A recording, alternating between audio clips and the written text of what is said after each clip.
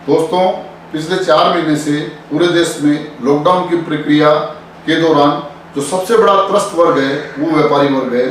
खासकर वो व्यापारी जो कि नॉन एसेंशियल कमोडिटी में व्यापार करता है।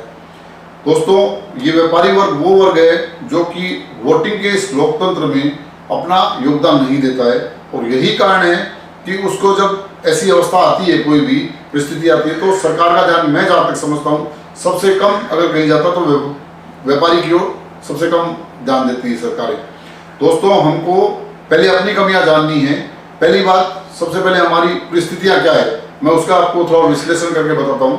दोस्तों, हम व्यापारी वर्गों की हालत क्या है कि हमारे को लाख से लेकर 2 लाख रुपये महीने का खर्चा जो फिक्स हमारा है वो हमारे पे लागू ही है, और पिछले 4 महीने से हम उसको बेयर कर रहे हैं, और आने वाले 4 महीने भी बेयर करना है। इनकम का कोई चांस हमको नजर नहीं आ रहा है।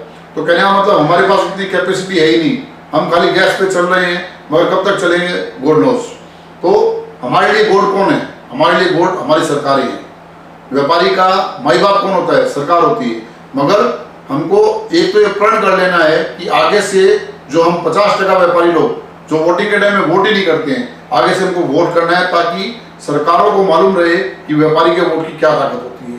दूसरा, मैं सरकार से इस वीडियो के माध्यम से आग्रह करता हूं कि हमारी परेशानी को समझे।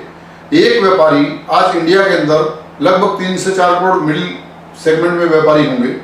उनके पीछे आश्रित परिवार आश्रित लोग वो 10 से 12 करोड़ लोग होंगे। तो 10 से 12 करोड़ लोग के रोजगार पे, उनकी रोजी रोटी पे यह संकट की अवस्था आने को लगभग आ चुकी है, आप ऐसा मान लो। और इससे बचने के लिए सरकार को हमारे सिर पे हाथ रखना पड़ेगा। सरकार को थोड़ा सा हमारे लिए सकारात्मक सोचना पड़ेगा, थोड़ा ये मानना पड़ेगा कि अर्थव्यवस्था के लिए व्यापारी का खुशहाल होना जरूरी है। सरकार क्या कर सकती है? अभी आप ये सोच रहे हो कि सरकार क्या करे। सरकार, जहां तक मैं समझता हूँ, मैं कोई अर्थशास्त्री नहीं हूँ, मगर मैं एक बड़ा सीधा सा सोल्यूशन बताता हूँ। मे भी वो सही लगे आपको तो आप आगे फॉरवर्ड करना, ताकि सरकार तक बात पहुंचे। दोस्तों, एक व्यापारी जिसका टर्नओवर 1 करोड़ रुपए के अंदर है सालाना, सरकार की तरफ से उसको 7 से 8 लाख रुपए का लोन उसको 6 से 7% रेट ऑफ इंटरेस्ट पे मिलना चाहिए, और बिना किसी मॉर्गेज के मिलना चाहिए। क्योंकि कोई भी जो मिडिल सेगमेंट का व्यापारी है वो कभी भी लोन, वो एक नोटिस से घबरा जाता है, तो वो कोई भी लोन को गबन करने की या हजम करने की कोशिश नहीं करेगा। जो इंडिया में एनपीए होते हैं वो बड़े बड़े इंडस्ट्रियलिस्ट, बड़े बड़े उद्योगपति करते हैं। हम जैसे छोटे व्यापारी कुछ नहीं करते हैं। वो कैसा भी करके अपनी इज्जत बचाते हुए व्यापार करने की इच्छा रखते हैं।